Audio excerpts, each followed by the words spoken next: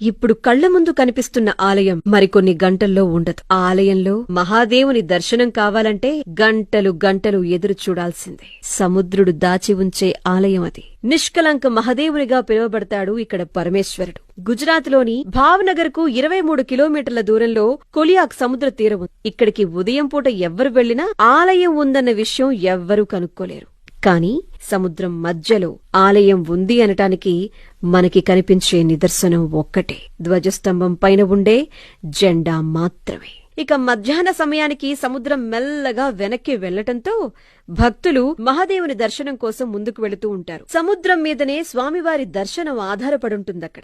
మహాభారత యుద్ధం తరువాత సొంత మనుషుల్ని చంపిన పాపాన్ని మూటగట్టుకున్నారు కాబట్టి ఆ విముక్తి కోసం శ్రీకృష్ణుడు కొన్ని నల్లని ఆవులను, వాటికేమో నల్లని జెండాలను కట్టి వీటి వెంట వెళ్ళండి, ఎక్కడైతే ఆ ఆవు జెండా రంగు తెల్లగా మారుతాయో అప్పుడు మీ పాపాలు తొలగిపోయినట్లు అని చెప్పి సెలవిచ్చారంట. ఆ విధంగా పాండవులు రోజులు తరబడి వాటి వెంట నడుస్తూనే ఉన్నారు. చివరికి కొలియాకు తీరాన ఆవులు జెండా రంగు తెల్లగా మారిపోగా పాండవులు అక్కడ పరమశివుని కోసం తపస్సు చేయగా శివుడు వారి కోసం 5 స్వయంభులింగాలుగా ఆవిర్భవించారట. అలా పాండవుల పాపాలను కడిగిన ప్రదేశం కాబట్టే నిష్కలంకం మహాదేవునిగా ఈనాటికి భక్తుల కోర్కెలు ఈడేరుస్తున్నారు సాక్షాత్తు పరమేశ్వరుడు.